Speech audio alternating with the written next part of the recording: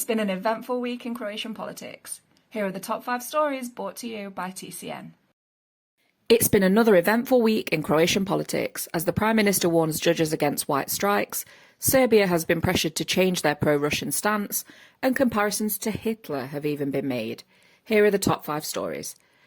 Plenković has issued a warning to judges as elections loom. You won't get what you want, he assures. Plenković commented on the planned white strike of judges, stating that his government has increased the salaries of both judges and state attorneys twice already. He has appealed for them to be more reasonable. Of course, this couldn't go without sliding in an insult against SDP, who lowered their salaries when they were in government. The fact that this year is an election year will, according to Plenković, make absolutely no difference.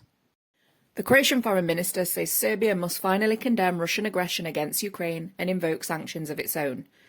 The Croatian foreign minister has stated that now is the time that Serbia finally admit that what Russia is doing is unacceptable, unsupportable and wrong. Will it do so, however? Probably not. Serbia has an awful lot to do, he said. It must finally face up to its past, it must start implementing certain reforms, and it needs to harmonise its policy with the EU's foreign and security policy. Above all, it needs to finally condemn Russian aggression against Ukraine and impose sanctions of its own. That wasn't all from the Croatian foreign minister, as he commented on Croatian-Serbian relations and Bosnia and Herzegovina's EU path. It's very much in the interest of both Serbia and Croatia to have good relations with their neighbours, he said. Last year, we agreed on a timetable for solving our open bilateral issues. Unfortunately, this went very poorly.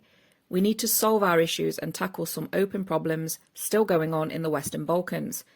Serbia has opted for an EU path, and as such, it must fulfil the conditions and criteria expected of it. It needs to develop and promote regional stability. It's very important for us to ensure, regardless of the outcome of these elections, that the Croats have their representatives in Serbia, just as the Serbs have their representatives here. The agreements we've reached do bind us both, he concluded. The Prime Minister has been accused of hiding behind beaten and abused women in order to pass a certain law. More drama has unfolded as the government was called out quite vocally.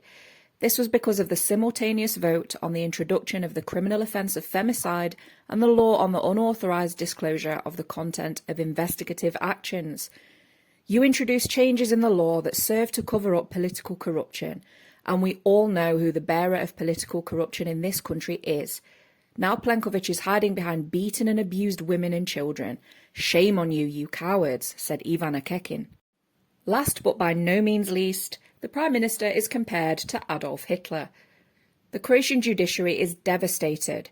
For years the profession has been warning us what to do.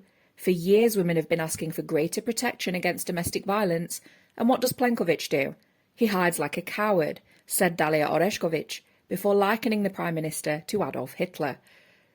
Parliament President Gordan Jandroković condemned the comparison and said that he will not tolerate hate speech, which he will severely sanction in the future.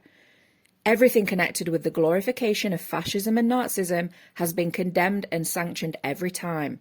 I'd like us to all calm our passions and be more careful in what we say, he said.